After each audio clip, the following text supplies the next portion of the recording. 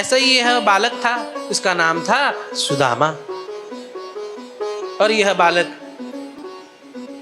भगवान श्री कृष्ण गुरुकुल में रहते समय उनके साथ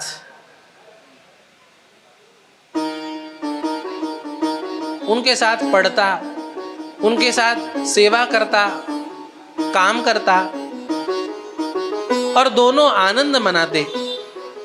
अब जैसे ही भगवान तो कुछ ही दिन गुरुकुल में रहे, लगभग 64 दिन, और गुरुकुल से अब गुरु दक्षिणा दे के जाने का दिन आ गया। अंतिम दिन था गुरुकुल का भगवान श्री कृष्ण का। सारा का सारा गुरुकुल सन्न था, सबको दुख हो रहा था कि आज कृष्ण चले जाएंगे, सब मौन थे। ये सुदामा भी एक कोने में बैठा हुआ था, मौन था। भगवान श्री कृष्ण इसके पास गए, उस सुदामा का हाथ अपने हाथ में लिया, कुछ बोल नहीं रहा था और कहा, सुदामा भैया तुम कुछ बोल क्यों नहीं रहे? आज मैं चला जाऊंगा रे।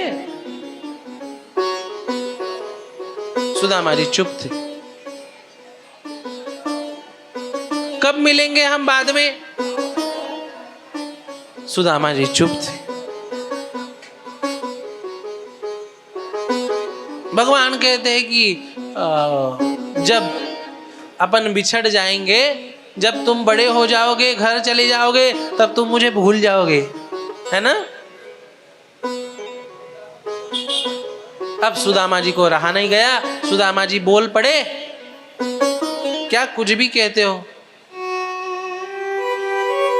मैं कहना नहीं चाहता था, पर अब तुमने बात छेड़ी है इसलिए कहता हूं। मैं तो तुम्हें भूल नहीं पाऊंगा, क्योंकि तुम्हारे जैसा मुझे जीवन में कौन मिलने वाला है। पर मैं पक्की बात कहता हूं कि कन्हैया तुम मुझे भूल जाओगे। अरे तुम आने वाले समय में संसार के सबसे बड़े महापुरुष के रूप में उभरने वाले हो। बड़े बड़े राजा महाराजा ये तुम्हारे आगे पीछे दौड़ेंगे। ऐसे समय एक गरीब ब्राह्मण के बालक को कौन याद रखेगा? इसलिए तुम तो मुझे भूल जाओगे, मैं तो तुम्हें भूल नहीं सकता। और रही मिलन की बात, तो कब कैसे मिलना है, कैसे मिलना हो सकता है? अब तुम बड़े लोग हो भाई, तुम लोगों के हाथ में है कब कैसे मिलना हो सकता है इस बात का। कन्हैया कहते हैं नहीं भैया, हम मिलेंगे, जरूर मिलेंगे। ऐसा कहते हुए भारी मन से भगवान श्री कृष्ण गुरुकुल से विदा हो जाते हैं। और फिर बाकी सब ये गृहस्थ आश्रम वगैरह बढ़ता है। अब भगवान श्री कृष्ण द्वारका में हैं, राज कर रहे हैं, धर्म की संस्थापना कर रहे हैं, सारे कार्यों में व्यस्त है। अब सुदामा जी जब गुरुकुल से अध्ययन पूर्ण करके निकले, तो उस समय के सर्वोच्च ज्ञानी बन के निकले, ब्राह्मणों ब्रह्मवित्तमः। और उन्हें पता था कि ज्ञान का परिवर्तन त्याग में होना चाहिए, इसलिए उनकी त्यागी मनोवृत्ति थी, त्यागी मनोवृत्ति थी। और विरक्त, कितने विरक्त। अब घर वालों ने शादी कर दी जबरदस्ती। अब शादी करने के बाद कुछ कमाना होता है, इसका भान नहीं। किसी से जीवन में कभी कुछ मांगते नहीं। उनके घर में एक ठाकुरबाड़ी थी, देवघर था, वहां पे यदि कोई अन्न धान्य लाके रखे ना, बस उसी से उनका गुजारा चलता।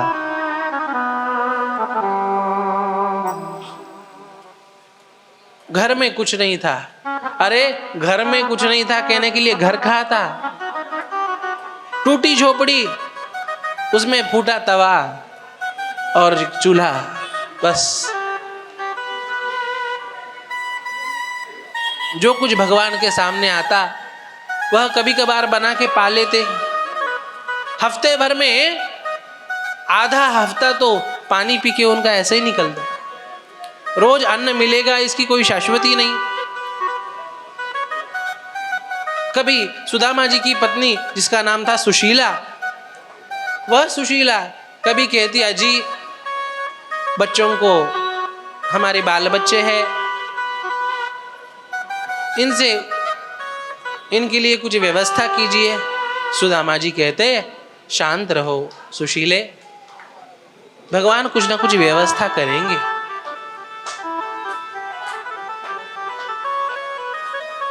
अजी घर में ये व्यवस्था नहीं है, वो नहीं है। सुशीले शांत रहो, कुछ ना कुछ व्यवस्था करेंगे भगवान।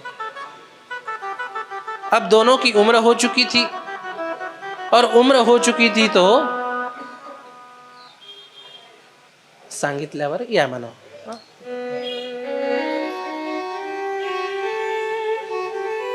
अलग अलग प्रकार के उपवास, जैसे माताएं वगैरह उपवास करती है। सुशीला कहती कि अजी अब मेरे से उपवास नहीं होते, अब मैं सोच रही हूं कि इनका उद्यापन करें। सुदाम जी कहते हैं कि अजी उद्यापन करने के लिए महाअभिषेक, होम हवन, ब्राह्मण भोजन इत्यादि कराना होता है, हमारे पास धन कहाँ है, भगवान कुछ करेंगे व्यवस्था, तुम शांत रहो। सुशीला कहती महाराज मेरी उम्र चली गई, मैंने कभी जीवन में तीर्थ यात्रा नहीं कर पाई, बहुत इच्छा है कि मैं तीर्थ यात्रा करूं। सुदाम जी कहते हैं कि बात तो अच्छी है, पर तीर्थ यात्रा करने के लिए भी धन की आवश्यकता है। यात्रा के लिए धन, तीर्थ में जाने के बाद भी धन की आवश्यकता होती है। तीर्थ में केवल जाना नहीं चाहिए, वहां जाके वहां देवताओं का पूजन, अपने पितरों का तर्पण, उनके निमित्त कुछ दान पुण्य करना चाहिए। अब हमारे पास ये सब कहाँ है? तुम शांति रखो, भगवान कुछ करेंगे। सुखदेव जी कहते हैं परीक्षित, मैं तुम्हें सुदाम जी की गरीबी की कथा नहीं सुना रहा हूं, मैं तुम्हें सुना रहा हूं सुदाम जी की शांति की कथा। अरे सुदामा जी से भी गरीब लोग इस दुनिया में हो सकते हैं, पर इतनी गरीबी के बावजूद भी उनका जीवन शांत है, यह उनकी विशेषता है। इतने गरीबी के बावजूद भी कोई चिड़चिड़ापन नहीं, कोई व्यग्रता नहीं, शांति से अपना भजन करते हुए जीवन व्यतीत कर रहे हैं। यह शांति सुदाम जी की विशेषता है। एक बार गुरुकुल की बात चली, भगवान श्री कृष्ण की बात चर्चा कभी कभी चलती। सुशीला कहती कि अजी आपके सखा है ना भगवान कृष्ण, तो आप एक बार उनसे द्वारका मिलने जाइए ना, और आप उनसे द्वारका मिलने जाएंगे ना तो आपकी हालत देख के वो आपको कुछ ना कुछ दे देंगे। सुदाम जी कहते हैं कि अरे सुशीले, मैं मेरे मित्र के पास कुछ पाने के लिए जाऊं? मैंने जीवन में किसी से कुछ आशा नहीं की, मांगा नहीं, ये बात नहीं, आशा भी नहीं की। और मेरे प्रिय सखा साक्षात ईश्वर भगवान श्री कृष्ण है, उनसे मैं कुछ मांगने की आशा करूं? मैं नहीं जाऊंगा। दूसरे दिन भी सुशीला कहती है जाइए ना जी। तीसरे दिन भी सुशीला कहती है जाइए ना जी। सुदाम जी कहते हैं कह दिया ना एक बार नहीं जाना, नहीं जाऊंगा मैं। डांट देते हैं, वो चुप हो जाती है। और सुदाम जी के मन में एकाएक प्रश्न आता है, विचार आता है, अरे एक बार मना करने के बाद फिर दोबारा कोई बात न छेड़ने वाली है मेरी पतिव्रता पत्नी सुशीला, मुझे बार बार द्वारका जाने के लिए क्यों कह रही है? एक बार मैंने मना कर दिया तो ये सुशीला दोबारा कभी कहती नहीं, इतनी आज्ञाकारी और पतिव्रता है, फिर भी ये बार बार कह रही है। इसका मतलब कहीं इसके मन में बैठ के मेरा मित्र कन्हैया तो मुझे नहीं बुला रहा है ना, सुदाम भैया बहुत साल हो गए, आओ मुझे मिलने। इसके मन में बैठ के कभी कहीं कन्हैया ही तो मुझे नहीं बुला रहा ना। अरे अरे वही मुझे बुला रहा होगा रे, निमित्त इसका है, पर यदि मैं चला जाऊंगा ना तो उसकी भेंट हो जाएगी। अयम ही परमो लाभो उत्तम श्लोक दर्शनम। अपने को क्या है, अपने प्रियतम भगवान श्री कृष्ण की भेंट हो गई, बस हो गए। इति संचिन्त्य मनसा गमनाय मतिन्दधे। सुदाम जी कहते हैं, सुशीले कल मैं चला जाऊंगा द्वारका, घर में जो भी कुछ हो वो आप दे दो। सुशीला कहती है ठीक है, प्रसन्नता होती है। अब घर में कुछ था नहीं, पर अब नहीं है क्यों कहना, जाने के लिए तैयार हो गए तो कुछ व्यवस्था करते हैं। ऐसा सोच के सुशीला पहली बार जीवन में कुछ मांगने के लिए घर से बाहर जाती, और जैसे ही मांगने के लिए घर से बाहर जाती है, बड़ी बड़ी अट्टालिकाएं होती है, कई मंजिले घर होते हैं। जैसे बड़े शहरों में एक और झोपड़पट्टी होती है और दूसरी ओर कई मंजिला घर होते हैं ना, वैसे अपनी झोपड़ी से सुशीला निकली और अपने अमीर पड़ोसी के दरवाजे गई। वहां पे उस घर की मालकिन चूड़ा साफ कर रही थी, पोहे। और महाराज उसके सामने सुशीला कहने लग गई, अजी हमारे ये है ना, हमारे स्वामी ये कल द्वारका जा रहे हैं, और द्वारका के स्वामी द्वारकाधीश भगवान कृष्ण इनके बाल मित्र है, और वो इनसे बड़ा स्नेह रखते हैं और उनसे मिलने ये जा रहे हैं। उसने कहा, मुझे ये सब क्यों बता रही हो?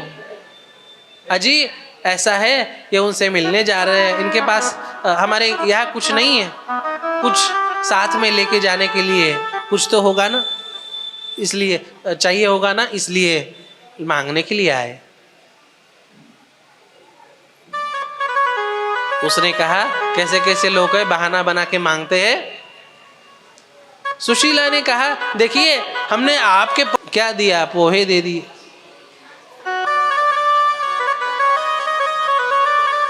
पोहे तो पोहे, वो भी एक मुट्ठी। अब उसने सोचा कि यदि मैं थोड़ी देर और रुक जाऊंगी तो थोड़ा और देंगे। वो रुकती है, वो कहती है कि सेठानी दे दिया ना एक बार जो देना था, चली जाओ अब। जीवन में आज पहली बार उन्हें सुशीला को अपमान क्या होता है इसका अनुभव हो। वो कहने लगी, कैसे कैसे झूठे बहाने बनाते हैं ये लोग, गरीब लोग। सुशीला को आज पता चला, सत्य गरीब के मुख में आके सत्य भी झूठ हो जाता है। वो सच कह रही थी।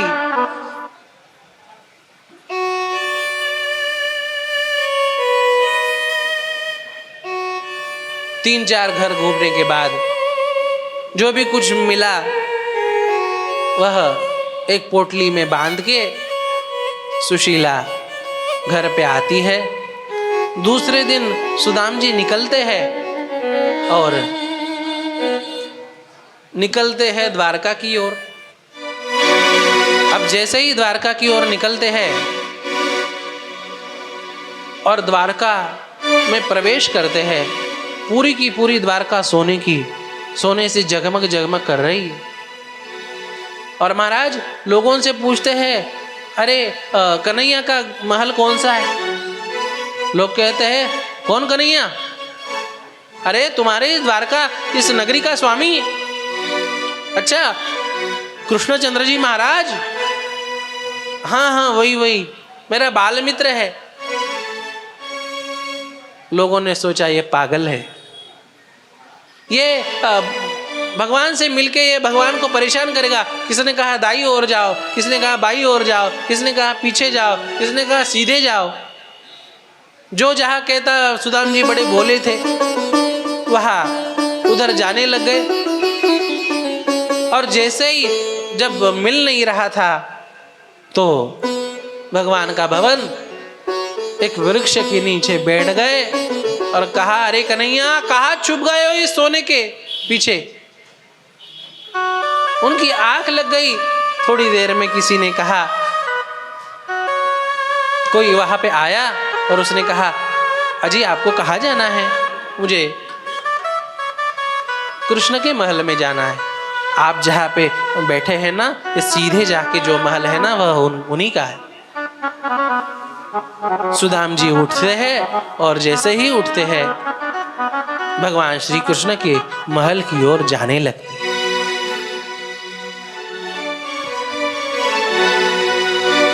चले श्याम सुंदर से मिलने सुदामा, चले श्याम सुंदर से मिलने सुदामा।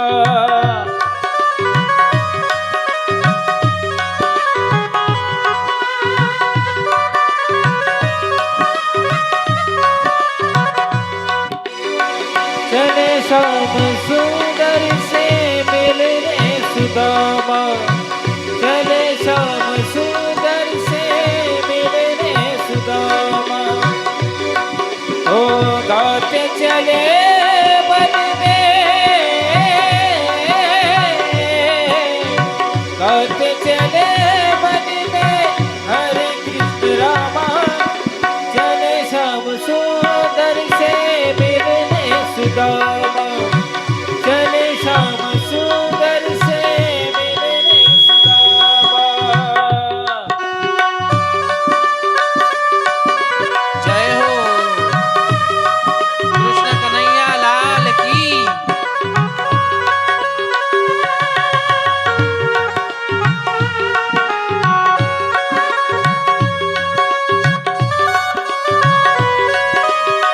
लोटा और डोरी कांधे पे लटकाए,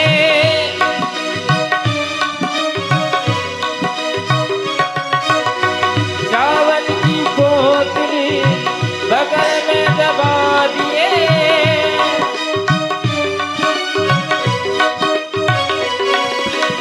गाते चले मन में, गाते चले मन में हरे कृष्ण रामा। चले श्याम सुंदर से मिलने सुदामा, चले श्याम सुंदर से मिलने सुदामा।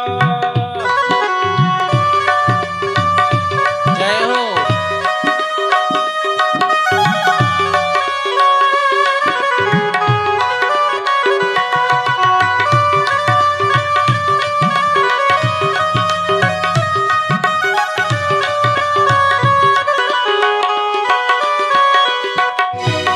विप्रा सुदामा जो द्वार आए, विप्रा सुदामा जो द्वार आए। छोड़ सिंहासन श्री कृष्ण जी पाए, गाते चले मन में,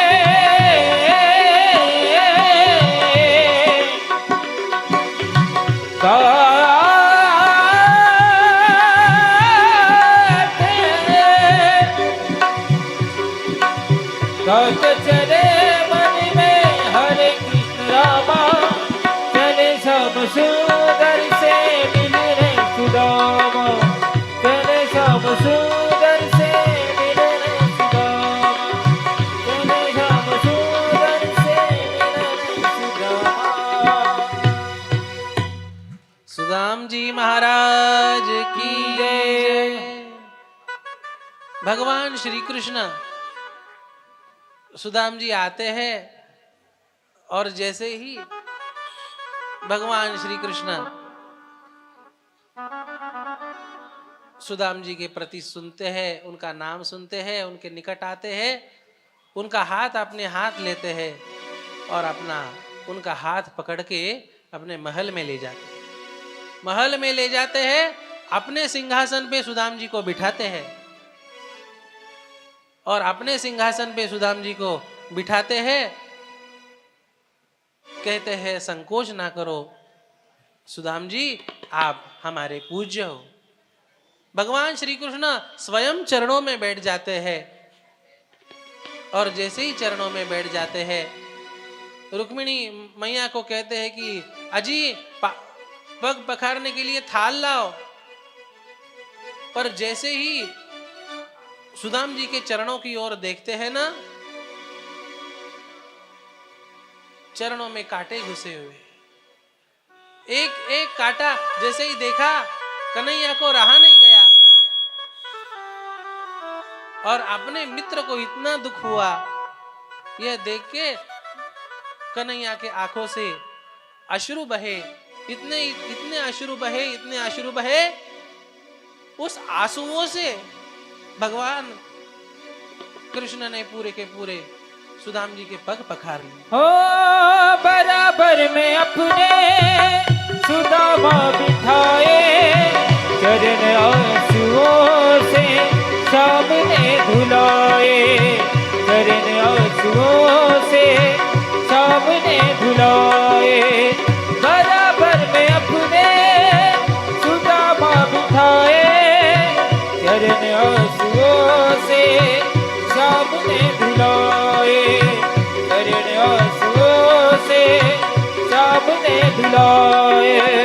हुआ रुक्मिणी को बहुत ही अचंभा, हुआ रुक्मिणी को बहुत ही अचंभा, महिमान कैसा अजीब गया है। अरे द्वारपालो कन्हैया से कह दो, अरे द्वारपालो कन्हैया से कह दो, इधर पे सुदामा गरीब गया है, इधर पे सुदामा गरीब गया है, इधर पे सुदामा गरीब गया है। भगवान श्री कृष्ण सुदाम जी की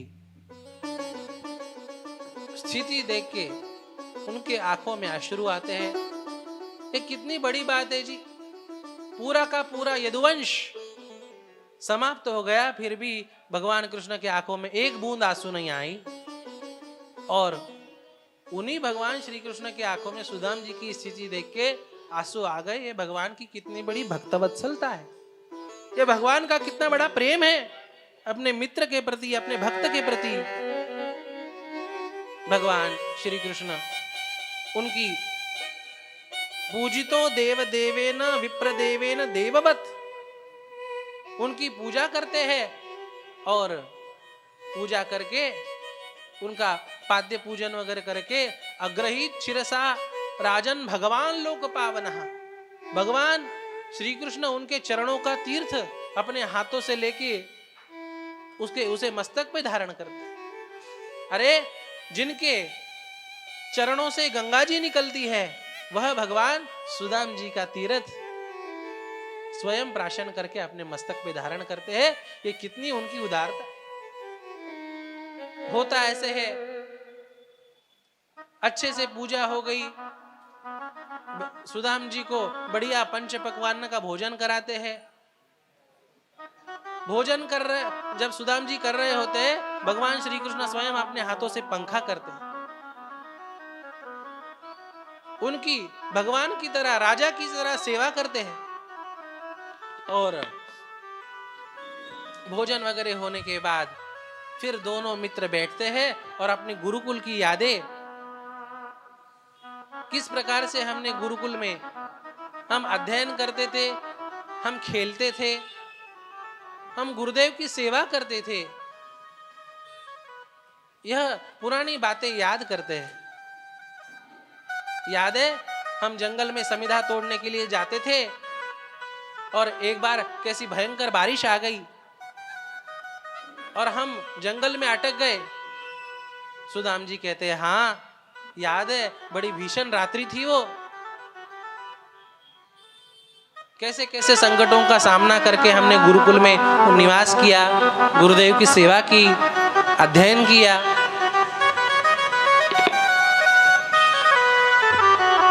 दोनों का प्रेम मिलाप हो गया, सुदाम जी का विश्राम इत्यादि हो गया।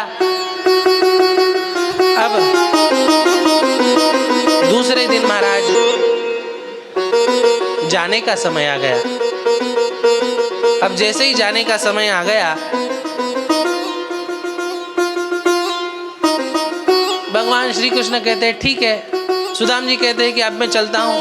भगवान श्री कृष्ण कहते हैं ठीक है, आइए। अब तक भगवान श्री कृष्ण ने कुछ भी दिया नहीं। सुदाम जी ने सोचा कि चलो ये जो हमें अच्छे भारी के कपड़े पहना है ना, वही हम लेके जाएंगे बढ़िया, और अपने बाल बच्चे पहन लेंगे। उतने में भगवान श्री कृष्ण कहते हैं, रुक्मिणी, सुदाम भैया के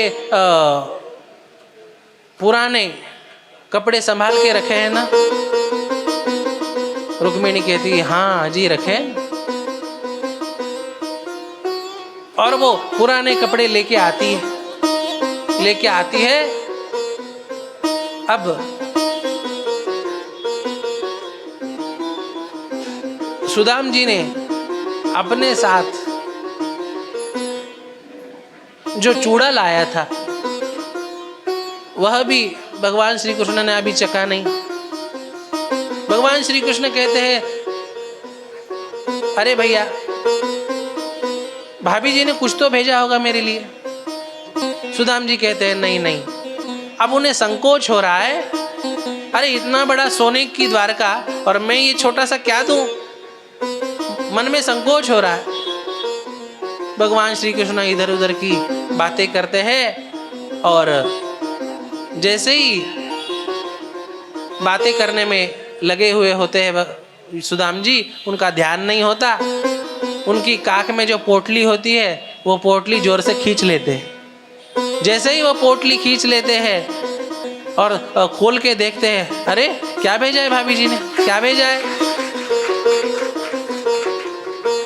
वाह, भाभी जी को कैसे पता मुझे चूड़ा पसंद है? और जैसे ही एक मुट्ठी चूड़ा उसमें से भगवान श्री कृष्ण उठा के पा लेते हैं, और जैसे ही पा लेते हैं रुक्मिणी माता चकित हो जाती है। संतों ने और एक मुट्ठी चूड़ा भगवान श्री कृष्ण को खिलाया, दूसरी मुट्ठी चूड़ा खाते हैं, और रुक्मिणी माता ध्यान में आ जाता है, 2 लोगों की संपत्ति गई। अब तीसरी मुट्ठी जैसे ही भरी, रुक्मिणी माता ने हाथ पकड़ लिया और कहा कि अजी, सब कुछ देके हम स्वयं सुदामा बन जाएंगे, हमारे पास कुछ नहीं रहेगा। सगळं काही जर दिलं तर आपल्याला काय? कर्जत मध्ये एखादा प्लॉट बघून ठेवलाय का? राहायला जागा? वैकुंठाचा स्वामी हा होईल? भगवान श्री कृष्ण कहते हैं, मनी मनी में बात चल रही है। अरे रुक्मिणी, तुम्हारे पास जो भी है यह ब्राह्मण देवता की तो कृपा है। ब्राह्मण देवता ये समय पे नहीं आते तो अपनी शादी नहीं होती। ऐसे ब्राह्मण देवता को तो अधिक से अधिक देना चाहिए। रुक्मिणी माता कहती है, अधिक से अधिक देना चाहिए, पर उन पवित्र ब्राह्मण देवता के घर का प्रसाद हमें भी तो देना चाहिए। रुक्मिणी मैया वह प्रसाद स्वयं लेती है, सब में बांटती है। सबके सब वह पोहे का प्रसाद पाते हैं। और अब भगवान श्री कृष्ण का मिलन इत्यादि संपन्न होके जब सुदामा जी अब निकलने के लिए तैयार होते हैं, अब तक कुछ दिया नहीं भगवान ने, फटे पुराने कपड़े फिर से पहनाए। जो अच्छे कपड़े पहनाए थे ना पूजा कराने के समय, सुदाम जी को शुरू में लगा कि वो मेरे पास होंगे, रहेंगे। भगवान श्री कृष्ण कहते हैं, रुक्मिणी, सुदाम जी के पुराने कपड़े लाइए, उन्हें अभी पहनने होंगे ना। तब उन्हें ध्यान में आता है कि ये अच्छे कपड़े भी यही उतारने। वह अच्छे कपड़े उन्हें वही उतारने पड़ते। कैसा लगा होगा? आपको स्टेज पे अच्छे से बुलाया जाए, शाल वगैरह ओढ़ाई जाए और उतरते समय कहा जाए ये शाल यही रखनी है। ये मंदिर समिति कई सालों से इस एक ही शाल पे काम चला रही है। कैसा लगेगा? भगवान श्री कृष्ण ने उनके पुराने कपड़े फिर से पहना है और अब सुदाम जी निकल रहे। अब भगवान श्री कृष्ण उन्हें छोड़ने जा रहे। उन्होंने सुदाम जी और भगवान श्री कृष्ण दोनों की जोड़ी सारे के सारे द्वारका के लोग देख रहे। सारे के सारे द्वारका के लोग यही कह रहे कि वाह, क्या सुदाम जी का और भगवान श्री कृष्ण का किस प्रकार से प्रेम है। सरोवर तक दोनों जाते हैं। अब सुदाम जी कहते हैं कि भगवान सरोवर तक आना चाहिए, अब तुम लौट जाओ। सरोवर तक आने के बाद भगवान श्री कृष्ण लौट जाते हैं। लौटते लौटते दोनों को आलिंगन देते हैं। सारे के सारे द्वारकावासी इस प्रेम के साक्षी होके धन्यता मानते हैं। भगवान श्री कृष्ण लौट आते हैं। अब सुदाम जी अपनी नगरी की ओर जा रहे हैं और जैसे ही अपने नगरी की ओर आए, अब चलते चलते मन में उनके विचार चल रहा है कि कुछ दिया तो नहीं। अब मन दो बोल रहा है, दो विचार बोल रहे। अब सुदाम जी के मन में देखो, अभी ये सुदाम जी की अंतिम परीक्षा है। सुदाम जी अपने ही मन को उत्तर देते हैं, भगवान श्री कृष्ण ने मुझे इसलिए कुछ नहीं दिया होगा कि मुझे अच्छे भारी चीजें संभालने की आदत नहीं है। यदि मेरे शरीर पे अच्छे कपड़े होंगे, मेरे शरीर पे अच्छे यदि जेवर होंगे, गहने होंगे, तो शायद मेरे ऊपर संकट आ सकता है। कोई चोर वगैरह आके मुझे तकलीफ दे सकते हैं। मुझे तकलीफ ना हो इसलिए भगवान ने कुछ नहीं दिया। देखो, हमें भगवान ने सब कुछ घर बार दिया है, फिर भी हम भगवान को शिकायत करते रहते हैं। और सुदाम जी को कुछ नहीं दिया, फिर भी सुदाम जी उसमें भगवान की उदारता देख रहे हैं। मेरे भले के लिए भगवान ने मुझे कुछ नहीं दिया। और इतना ही नहीं, दिया नहीं उसका स्मरण नहीं कर रहे, मुझे किस प्रकार से प्रेम दिया इसका स्मरण कर रहे हैं। आते ही मुझे उन्होंने प्रेम दिया, मुझे आलिंगन दिया, मुझे बैठाया, मेरी पाद्य पूजा की, मुझे अच्छे से खिलाया पिलाया, इसका स्मरण भगवान की दया का स्मरण कर रहे हैं। करते करते करते करते अपने नगरी की ओर आए और जैसे ही अपने नगरी की ओर आए, देखा तो क्या, वहां पर भी सोने के महल खड़े हैं। जैसे ही सुदाम जी ने देखा, उन्हें लगा कि क्या मैं फिर से द्वारका आ गया, क्या गलती हो गई। फिर से पीछे मुड़ गए और जैसे ही पीछे मुड़ गए, लोगों ने जय जयकार की, सुदाम जी महाराज की जय, सुदाम जी महाराज की जय। सुदाम जी को लगा कोई राजा आ गया है, वो बाजू में हट गए। लोगों ने कहा नहीं, अरे महाराज आप ही की जय जयकार हो रही है। और उन्हें लेके उनके महल के सामने जैसे ही सुदाम जी आए, सुदाम जी की आरती करने के लिए, उनका औक्षण करने के लिए उनकी पत्नी सुशीला सामने आती है, औक्षण करने लगती है। सुदाम जी ने तो अपनी पत्नी को पहचाना ही नहीं, इतने सुंदर वस्त्र, इतने वस्त्र अलंकार। सुदाम जी को लेके उनकी पत्नी अपने घर में चली आती है। सुदाम जी कहते, अरे सुशीले ये सब क्या है? वह सुशीला कहती है, अजी आप बैठ जाइए। ऐसा कह के वह घर में उन्हें बिठा लेती है। सुदाम जी बैठ जाते हैं और जैसे ही बैठ जाते हैं, वह कहती है, क्या बताऊं मैं आपको, आप जिस रात द्वारका थे उस रात अपनी झोपड़ी के ऊपर किसी ने दरवाजा थपथपाया और आवाज आई, भाभी जी। मैंने जीवन में इतनी मधुर आवाज किसी की सुनी नहीं थी। और मैंने कहा, कौन? उन्होंने कहा, मैं आपका देवर कृष्ण कन्हैया।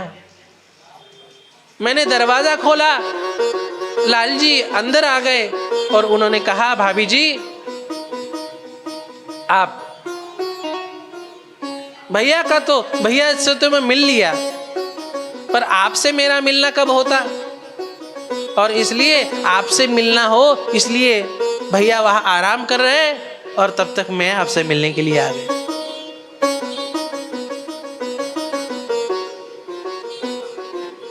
आपने बहुत सहा है भाभी जी, आज तक आपने दुख सहे और